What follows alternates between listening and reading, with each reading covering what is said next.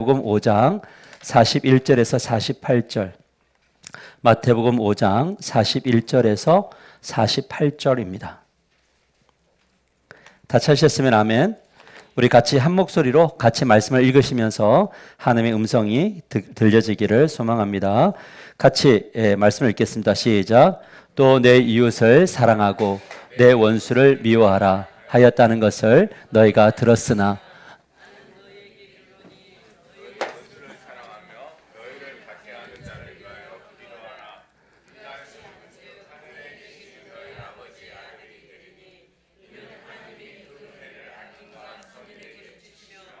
비를 의로운 자와 불의한 자에게 내려주심이라.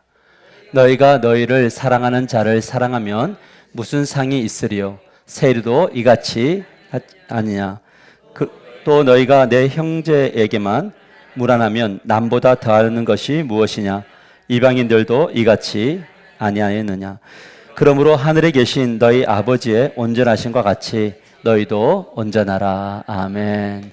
우리 옆 사람과 인사합시다. 당신을 진심으로 축복합니다. 제가 선교를 떠나 있는 동안 이 빈자리를 잘 지켜주시고 또 각자 있는 위치에서 기도해 주신 여러분들을 축복하고 또 이 시간에도 하나님의 강력한 임재가 있게 되기를 축복합니다.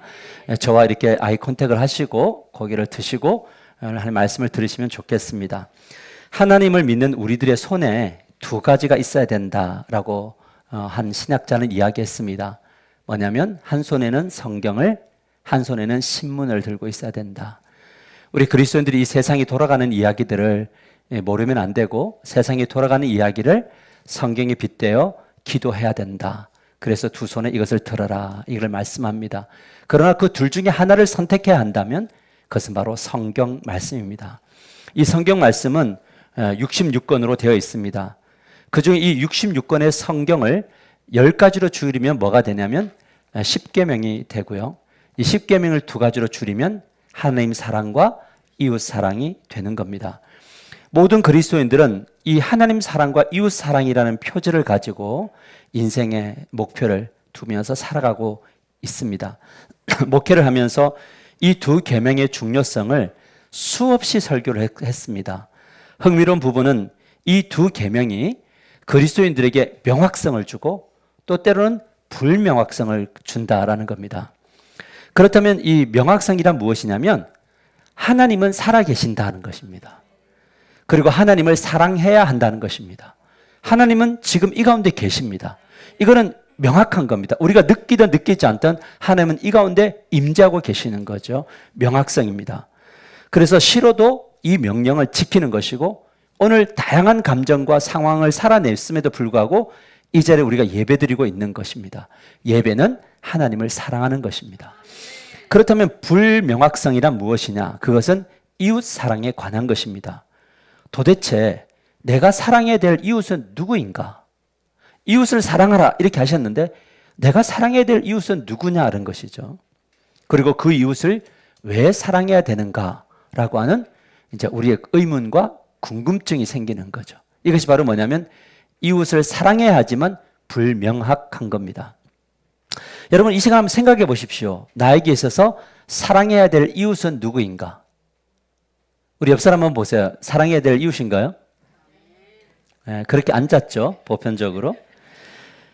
이 질문에 대한 정의를 어떻게 내리느냐에 따라서 이웃을 사랑하는 것에 대한 순종의 범주가 결정되는 겁니다. 이 가운데 있는 분들 중에는 아마 내가 사랑해야 될 이웃을 가족으로 한정시키신 분들도 있을 겁니다. 나는 가족만 사랑하지 다른 거 필요 없다라고 생각하는 사람들은 교인들이나 삶의 현장에서 만나는 사람들, 더 나아가서 땅끝에 사는 사람들은 내가 사랑해야 될 범주에서 갈호가 되는 겁니다. 이 사람들은 나의 관심 밖이 되는 거죠. 그렇다면 우리가 사랑해야 될 이웃의 범주는 어디까지 정해야 되는가? 그리고 그 근거는 무엇으로 삼아야 되는가? 그리고 어떤 방식으로 우리는 이 이웃을 정한 이웃을 사랑해야 되는가? 오늘 이 부분을 함께 나누려고 합니다. 그래서 우리가 치유받고 회복하고 성장하여 여러분의 이웃의 범주가 확대되어지기를 주님의 이름으로 간절히 축복합니다. 그래서 오늘 말씀의 제목이 무엇이냐면 온전한 분이 있기에 이웃을 사랑할 수 있습니다. 이렇게 정했습니다. 우리 크게 옆 사람 깜짝 놀라게 한번 읽읍시다. 시작. 온전한 분이 있기에 이웃을 사랑할 수 있습니다. 다시 한번 더 크게 시작. 온전한 분이 있기에 이웃을 사랑할 수 있습니다. 마태복음 5장 43절을 우리 나에게 주신 말씀으로 크게 읽읍시다. 시작. 또 내 이웃을 사랑하고 내 원수를 미워하라 하였다는 것을 너희가 들었으나. 이 말씀은 예수님이 산상에서 이제 계속적으로 말씀하고 있는 건데, 이 무리와 제자들이 평소에 종교 지도자들에게 어렸을 때부터 계속 들었던 말씀이 바로 오늘 이 43절 말씀입니다. 내 이웃을 사랑하고 원수를 뭐하라고요? 미워하라. 여러분, 이것이 저는 성경이었으면 되게 좋겠어요. 이웃은 사랑하고 그냥 미워해 버리는 거예요. 아멘이잖아요. 우리의 죄성은 이것이 너무 좋아요. 그래서 유대인들에게 이웃은 누구였느냐라고 할 때 유대인들에게 이웃은 오직 유대인들 공동체. 유대인들을 제외한 모든 이방인들, 적대자들은 다 그들에게 죄인이었고 그들에게 원수들이었거든요. 이것은 어느새 그들의 신념이 되었고 그들의 신앙이 되었어요. 왜요? 어렸을 때부터 계속 가스라이팅을 당했거든요. 공동체만 사랑하고 유대인만 사랑하고 나머지는 전부 죄인이야? 함께 할 수 없어? 결혼도 안 돼? 절대 이들은 사랑의 대상이 아니야? 이들은 원수야. 미워해야 돼. 이 이야기를 끊임없이 들었단 말이죠. 문제는 이것이 성경과 또 전통이 섞여서 그들의 신념이 되었다는 것, 그릇된 신앙과 신념이 되었다는 것이 문제입니다. 여러분, 레위기 19장 18절에서 예수님이 말씀하신 것이 무엇이냐면 내 이웃 사랑하기를 내 자신과 같이 사랑해라. 자, 그러면 이 말을 들었던 사람들은 뭐냐면 제일 먼저 사랑해야 될 이웃이 누구냐면 자기 자신. 나를 정말 사랑해야 된다, 너를. 왜냐하면 하나님이 너를 사랑하기 때문이야. 너 함부로 너 자신을 대하면 안 돼. 함부로 너 자신을 막 내팽개치면 안 돼. 학대하면 안 돼. 너를 사랑해야 돼. 그러나 너를 사랑하는 만큼 이웃도 사랑해야 된다. 이 말을 배웠어요. 하지만 있지만 내 원수를 미워해라는 성경이 없다는 거예요. 오히려 하나님은 이스라엘 백성들에게 뭐라고 하면 이방인을 사랑해야 된다를 가르쳐요. 똑같은 레위기 19장에 보세요. 레위기 19장 33절과 34절에 거류민이, 이 거류민은 그냥 함께하는 이방인들이죠. 너희의 땅에 거류하여 함께 있거든 너희는 그들을 학대하지 말고 너희와 함께 있는 거류민을 너희 중에서 나은 자 같이 여기며 자기 같이 사랑하라. 너희도 애굽 땅에서 거류민이 되었느니라. 나는 너희의 하나님 여호와니라. 이렇게 말씀하세요. 이 함께하는 이방인들을, 다시 말하면 함께하는 믿지 않는 자들을 사랑해야 돼. 그 근거가 뭐냐라고 이야기할 때 너희도 옛날에 애굽에서 거류민이 했지 않느냐라는 거였어요. 사랑하는 성도들은 신앙생활하는 데 있어서 가장 위험한 것이 뭔지 아세요? 그것은 진리와 전통이 섞이는 거예요. 진리와 자기 신념이 섞이는 것이고 진리와 세속적인 신념이 섞이는 거예요. 이것이 가장 위험해요. 더 나아가 하나님의 말씀을 취사 선택하는 것. 내가 듣고 싶은 것만 듣고 듣기 싫은 것은 가로로 만들어 버리는 것. 이것이 영적으로 가장 위험한 모습이다라는 거죠. 하나님이 레위기 19장에서 균형 있는 말씀을 선포했어요. 너 자신도 사랑해야 되고 이스라엘 공동체도 사랑해야 되고 거류민도 사랑하는 것이 너희가 이 땅에 세워진 존재 이유다라고 말했는데 그들은 뭐냐면 이웃의 범주를 누구에게만? 유대인들에게만 국한을 딱 시켜버렸다는 거예요. 그리고 그것을 뭘로? 신념으로, 그리고 그것을 뭐냐면 자기의 신앙으로 삼았다는 겁니다. 여러분, 참 이상하죠, 이들의 모습이? 그런데 놀라운 것은 이 유대인들의 모습이 마치 누구의 모습과 같냐면 우리들의 모습하고 흡사하다라는 겁니다.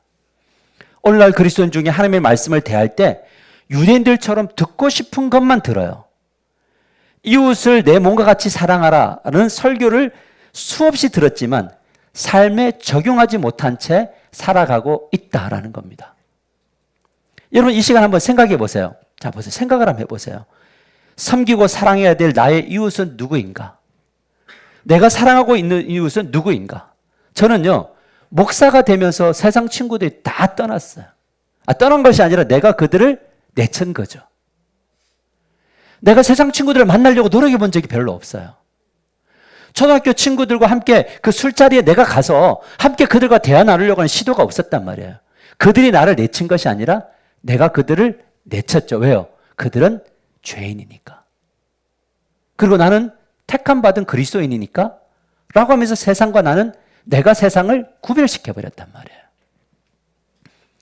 여러분, 아마도 이 가족의 범주를 정하라고 한다면 사람들은 대부분 가족들로 한정시킬 거예요. 한정을 시켜 놓을 거예요.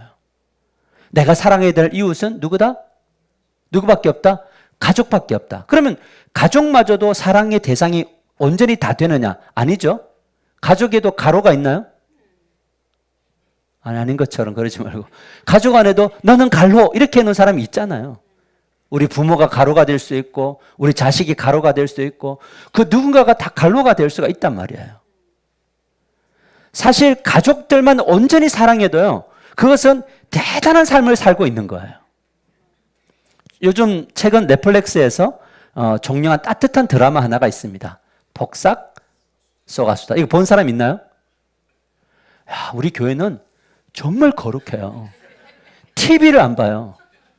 그러니까 우리 교회에서 제일 지금 타락한 사람이 누구냐? 저예요, 저. 좀 보세요, 문화를. 시대의 문화를 보셔야 시대를 이해하죠. 뭐를 못 보세요? 이 드라마를 보면요, 이 폭삭 속았수다는 말이 무슨 뜻이냐면, 그 제주도의 방언인데, 이 내용은 수고 많았습니다라는 거예요. 정말 수고 많았습니다. 이 드라마는 무엇을 다루고 있냐면 첫사랑과 결혼한 부부 18살 때 사고를 쳐서 정말 어렸을 때부터 사랑했던 서로가 결혼을 해서 희노애락을 만들어가는 인생의 이야기가 여기에 담겨 있습니다. 이 드라마에는 진짜 기쁨의 순간들 막 웃기도 하고 또 어쩌면 즐거움 속에 있기도 하지만 때로는 막 분노가 일어나기도 하고 때로는 너무 슬프기도 해서 눈물이 막 그냥 저절로 나오는 수도꼭지를 튼 것처럼 눈물이 나오게 하는 그런 드라마예요.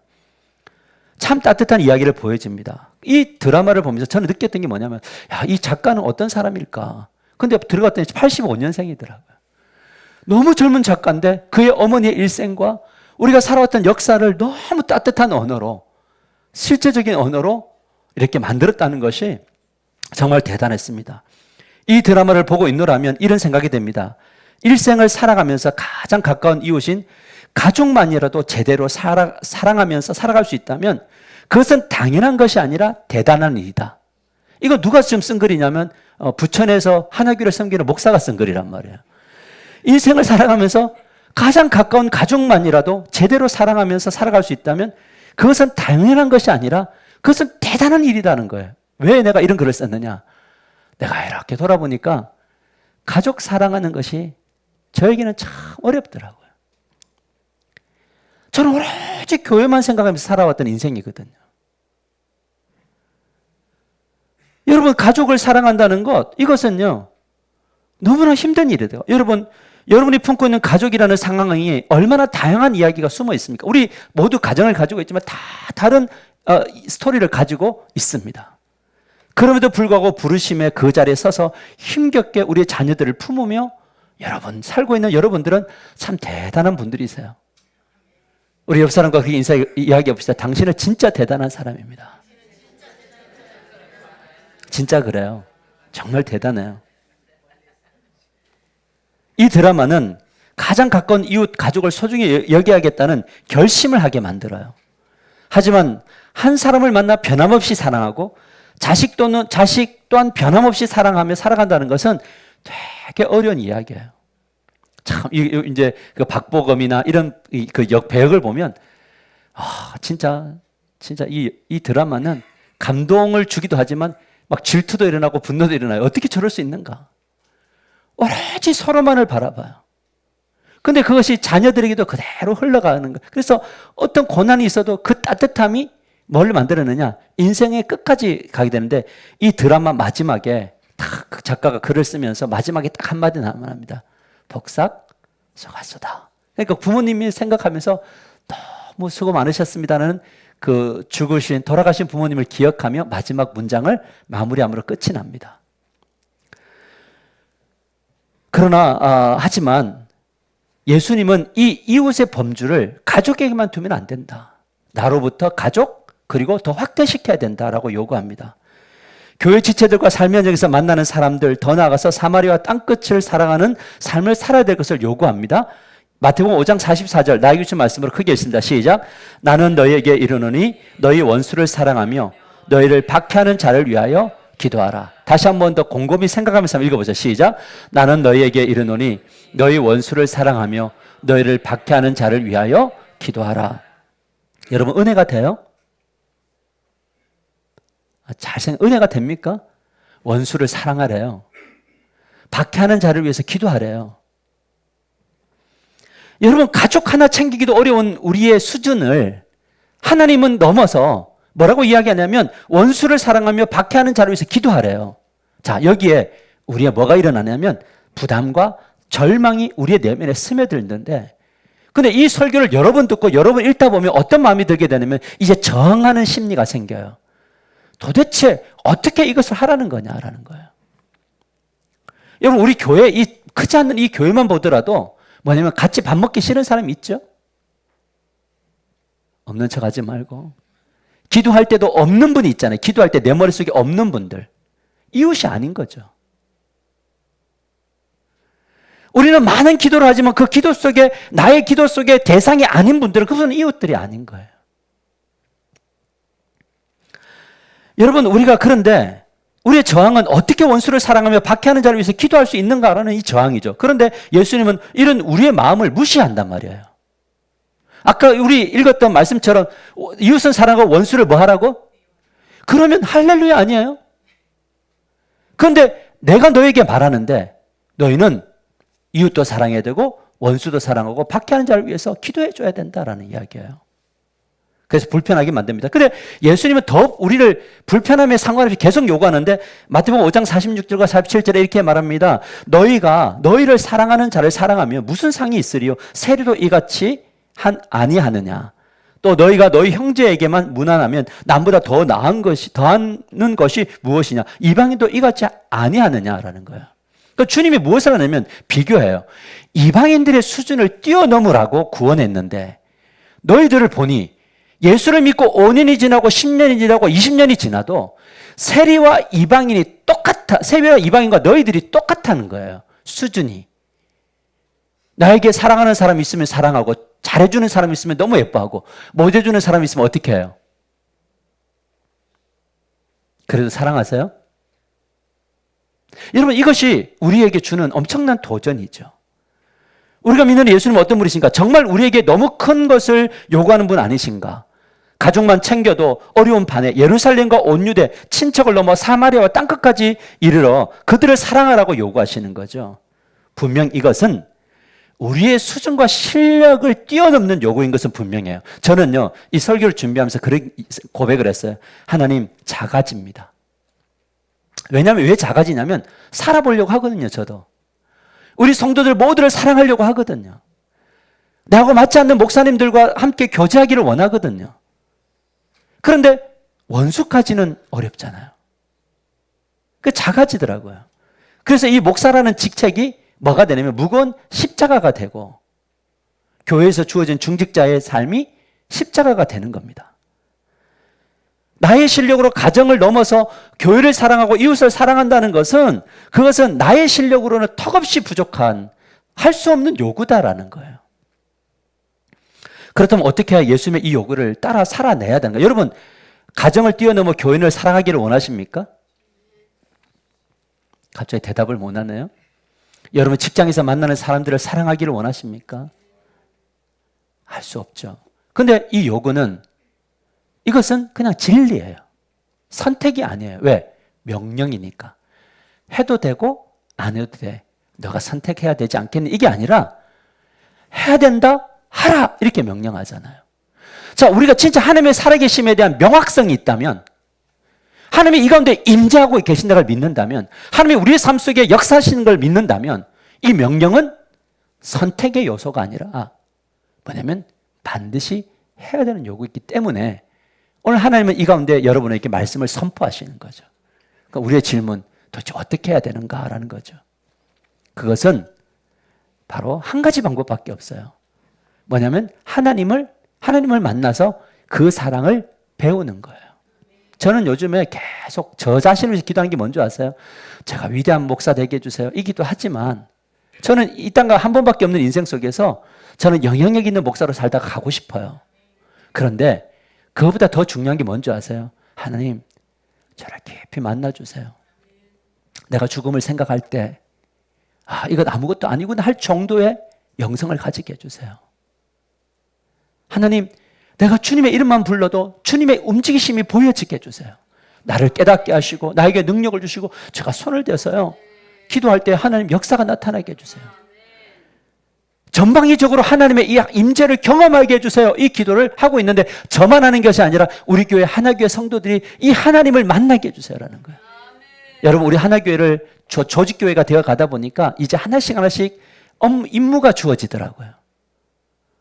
장로님이 되고 권사가 되고 안수집사가 되고 목자 목녀가 되고 또 때로는 사회위원회 위원장이 되는데 그 사람이 그 사람인데 여러분 얼마나 무거운 짐일까 교회 다니는 게. 그래서 내가 어떤 분이 그런 이야기 했어요.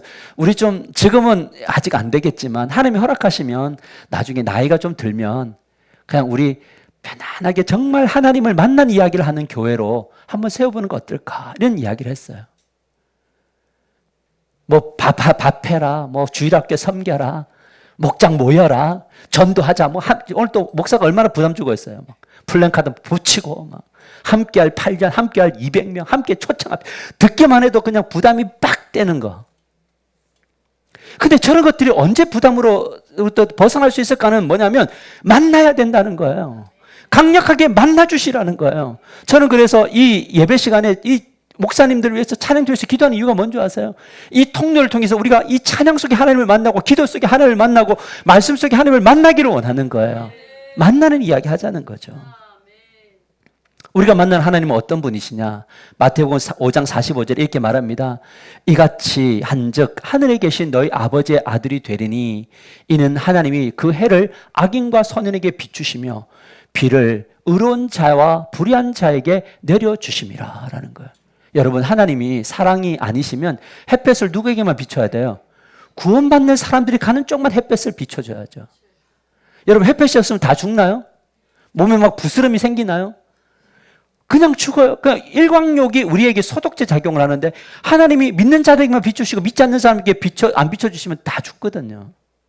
근데 비도 하나님이 믿는 사람 농사 짓는 비 내리시고 안 내린 쪽에 안 내려주시면 그게 어떻게 사랑이었어요? 근데 하나님은요, 믿는 자나 믿지 않는 자 모두에게 햇볕 주시고 비 주시고 바람 주시고 놀라운 공기도 허락해 주신다는 것. 그래서 이것만 보더라도 하나님을 만나면 하나님처럼 살아가는 비전이 생기는 거예요.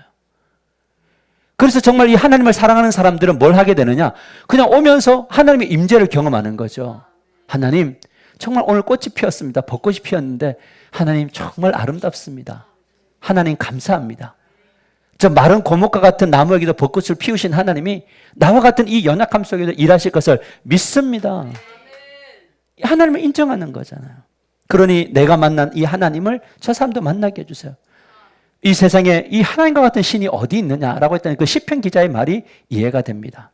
하지만 우리가 믿는 하나님은 이 보편적 은혜를 주신데 이것을 우리는 일반 은총이다 이렇게 이야기를 해요. 저는 예전에 기도 많이 하면 1등 하는 줄 알았어요. 시험 앞두고 정말 하나님 앞에 기도 많이 했거든요. 주님, 제가 내일 시험을 보는데 찍는 것마다 다 찍히게 하시고 답이 되게 하시고 막 몰랐던 것들도 막 떠오르게 하시고 막 찍게 해주세요 했는데 공부가 안 돼요. 왜 하는 줄 아세요? 열심히 안 하니까. 근데 옆에 있는 친구는 기도도 안 하는데 열심히 공부하니까 1등 해요. 이게 바로 뭐냐? 일반 은총이에요. 근데 하나님께서 우리에게 뭘 주셨냐? 특별 은총까지 덧입혀 주셨어요. 특별 은총이란 무엇입니까? 하나님의 섭리에 의해서 선택받은 사람은 선택이에요. 많은 사람들 중에 선택받은 사람은 죄를 용서받고 예수 그리스도를 믿는 구원과 은혜의 길로 인도받게 된다는 것. 그래서 하나님의 나라를 누리게 된다는 것. 이 땅에서도 하나님의 나라를 누리고 죽어서도 하나님의 나라를 누리는 놀라운 복이 우리들에게 덧입혀져 있다라는 거죠. 그래서 우리의 삶은 항상 뭘로 귀결되느냐? 감사로 귀결되는 거죠.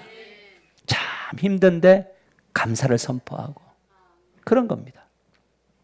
무엇보다 우리는 하나님의 사랑을 이곳에서 누리며 살 수 있는 특권도 주셨다는 거잖아요. 그래서 우리는 계속적으로 이웃의 범주를 시켜 나갈 수 있다. 그래서 이것을 바로 뭐냐면 성장이라고 이야기하는데 이 성장을 예수님을 닮아갑니다. 이렇게 이야기해요. 그래서 예수님의 주변을 보면 누가 있느냐? 친구의 다양성이 있어요. 여러분 주변에 꼭 여러분 같은 분만 있지 않고 다양한 친구들이 붙게 되기를 주님의 이름으로 간절히 축복합니다. 좀 세상 친구들이 좀 많아졌으면 좋겠어요. 그래서 우리 교인들하고 만나려고 하다가 누구 만나러 가야 돼. 이런 세상 친구 만나는 이야기가 있게 되기를. 그러면 용서해 줄게요. 교회 사역을 빼줄게요. 근데 왜 만나야 되느냐라고 할 때 그들은 나의 이웃이어야 돼요. 그 이웃으로 만들어야 되는데 자기가 가서 다 홀라당 다 넘어가고 이러면 안 되죠. 이런 영성은 안 된단 말이에요. 여러분 벌써 우리 하나교회가 설립한 지 8주년이 되었습니다. 우리 하나교회가 설립할 때 그림이 있어요. 사진이 한 장이 있는데 저의 사진에 있는데 그 사진을 보니까 제가 소파 위에 앉아있고 어두컴컴한 이게 그 거실에 한 10명 정도 앉아있는데 그 중에 절반은 지금 교회에 없더라고요. 떠나 있어요. 나는 다 있는 줄 알았는데 그 사진을 보니까 교회를 떠났더라고요. 여러분 우리가 이 사택에서 앉아있는 목사를 바라보며 참 슬퍼했던 성도들의 얼굴이 기억이 납니다. 그래서 세워진 하나교회는 첫 해부터 뭘 했느냐? 이웃을 섬기는 교회로 목표를 잡고 나아갔잖아요. 개척한 교회가 이웃을 섬겼다고요. 선교와 구제를 했고 미용봉사를 통해서 이웃을 사랑하고 실천했어요. 또한 코로나 때에는 들어온 성도님이 뭐냐면 영상 장비를 가지고 개척교회들에게 영상 장비를 설치를 해줬어요. 근데 그 교회들은 지금 다 살아남았어요. 힘있게 가고 있어요. 여러분 우리는 지난주에 대만 선교를 다녀왔습니다. 우리만 다녀온 게 아니고 모든 성도들의 선교죠. 작년에 아내와 함께 대만과 하노이를 선교를 탐방했는데 어느 곳을 갈까 했는데 하노이를 갔더니 이곳보다는 대만을 원하셨어요. 하노이는 어떤 마음을 주셨느냐? 소수민족 아이들이 학교에 와서 유학을 하고 기숙사에서 학사관에서 신앙 공동체가 이루어지는 이 아이들을 보면서 저에게 주신 마음은 무엇이었냐면 이 아이들이 한 번도 밖으로 나가본 적이 없대요. 공부하고 아르바이트하고 치열하게 사니까 이 대도시를 누려본 적이 없다. 그래서 선교사님이 이 아이들을 여행 보내주고 싶은데 얼마면 되겠느냐라고 물어봤더니 100만 원이면 될 것 같아요. 라고 해서 제가 그때 설교를 했더니 세 가족 중에 한 분이 감동을 받아서 그것을 지불하고 그 1박 2일 동안 그들이 즐겁게 놀았던 사진을 추억의 사진을 보내주더라고요. 근데 이 대만은 왜 선교지를 정했느냐? 여러분 대만은 우리보다 훨씬 더 1년 연간 소득률이 높아요. 우리보다 부자 나라입니다. 통계적으로 보면. 그리고 잘 살아요.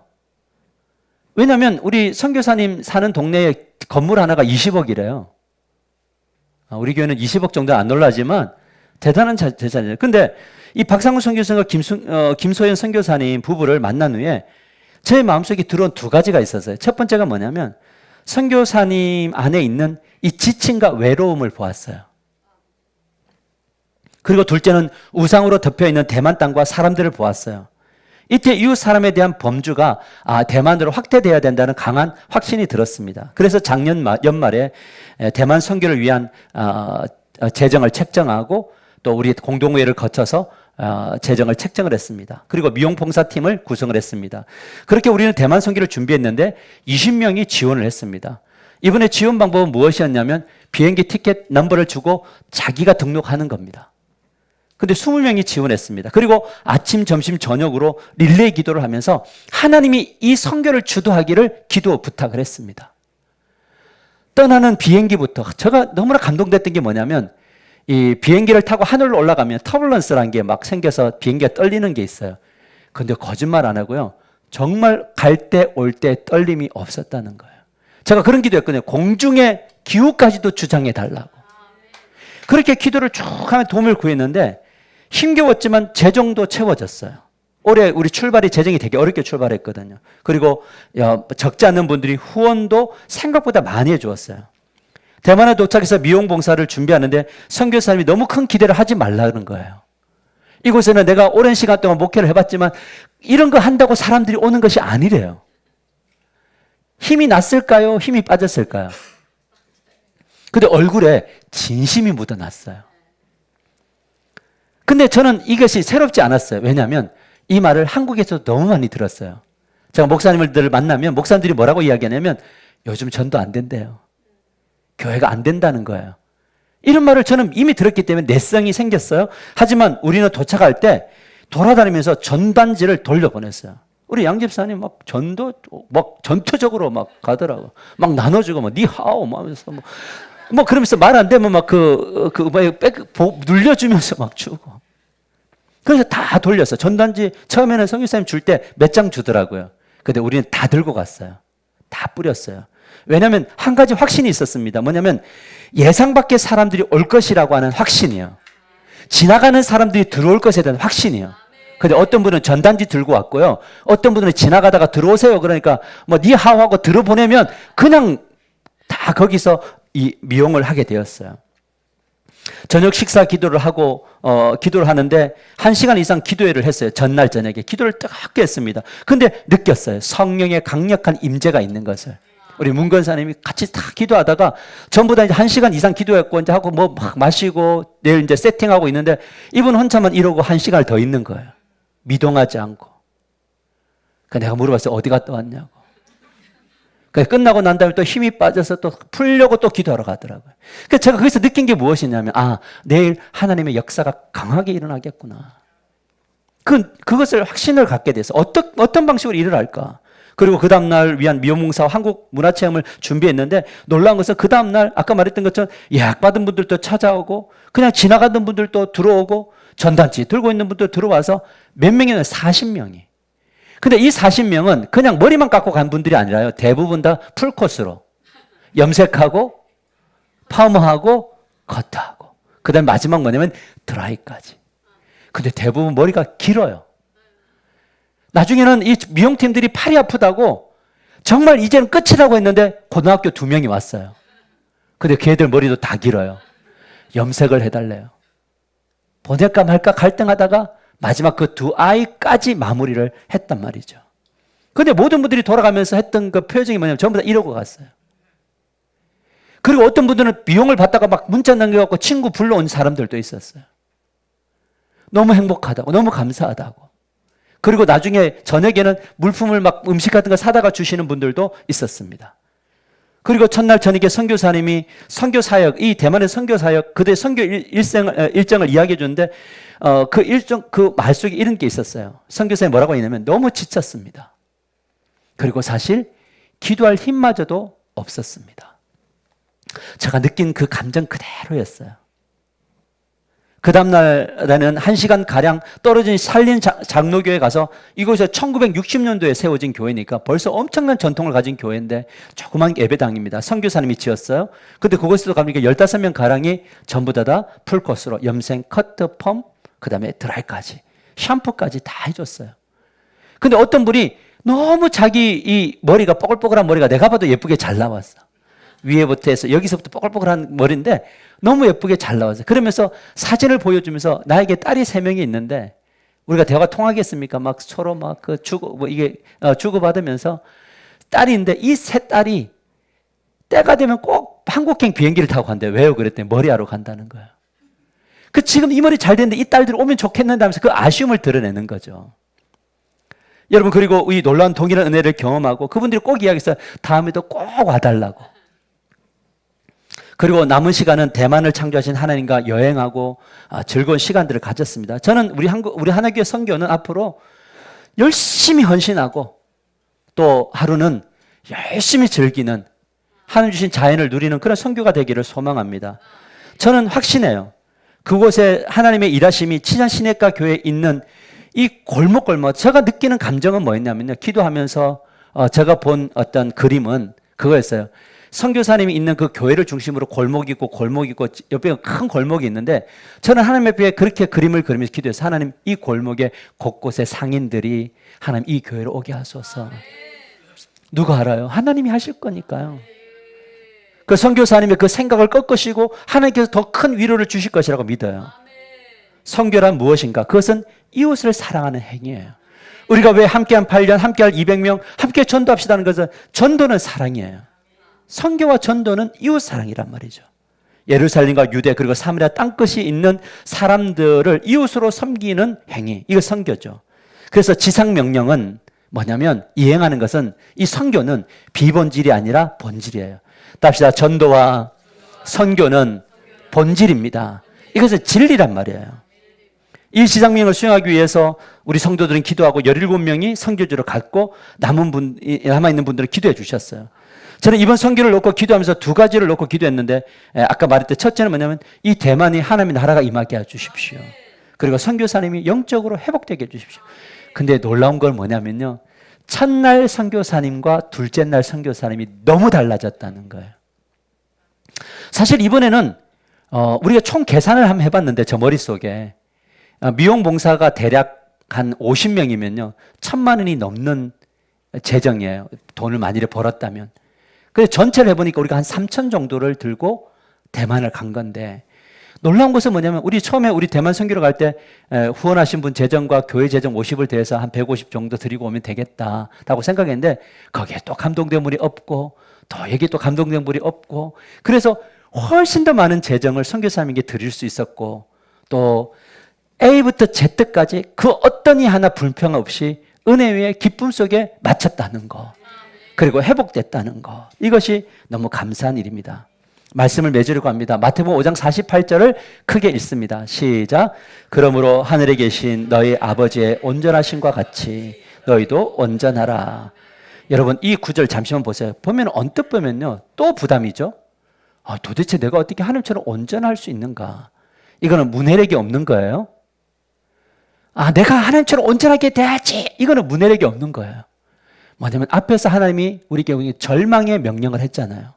너희는 수준이 안 돼 라고 하는 명령. 그건 뭐냐면 인정하는 거예요. 주님, 저는 실력이 안 됩니다. 나는 온전할 수 없습니다. 이 기도가 맞아요. 그런데 하나님 온전하라고 하는데 그래서 나는 이제 누구에게 기다리면 하나님 아버지의 텔레이오스, 퍼펙트. 뭐냐면 완벽하심에 내가 기대입니다.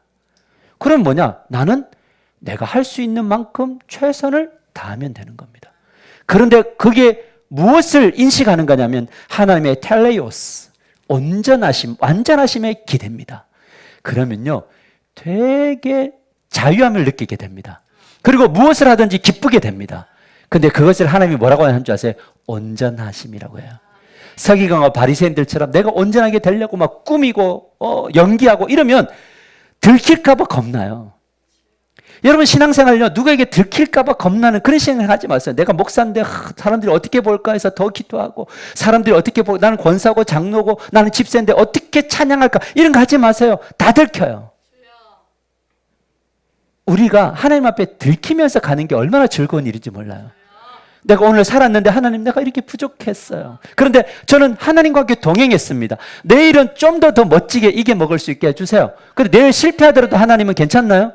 오케이 괜찮아 가보자. 이게 바로 뭐냐면 그분의 온전하심과 같이 우리도 온전한 거예요. 그래서 결국 우리는 하나님 빼버리면요 자기밖에 안 나와요. 근데 그 자기는 결국 아무것도 아니에요. 하나님의 손을 붙잡고 걸어가는 그 자리에 하나님의 놀라운 역사가 나타나는 거죠. 그래서 저는 어떤 하나님이 좋으냐? 믿음 없는 아브라함을 아브라함 믿음의 조상으로 만드신 하나님을 믿어요. 사기꾼 야곱을 하나님과 교류 이긴 이스라엘로 만드신 하나님을 믿어요. 그리고 예수님을 저주하고 떠났던 배반했던 제자들이 목숨을 내어놓고 나아갈 수 있을 만큼 위대한 사도로 되게 하신 예수님을 저는 믿습니다.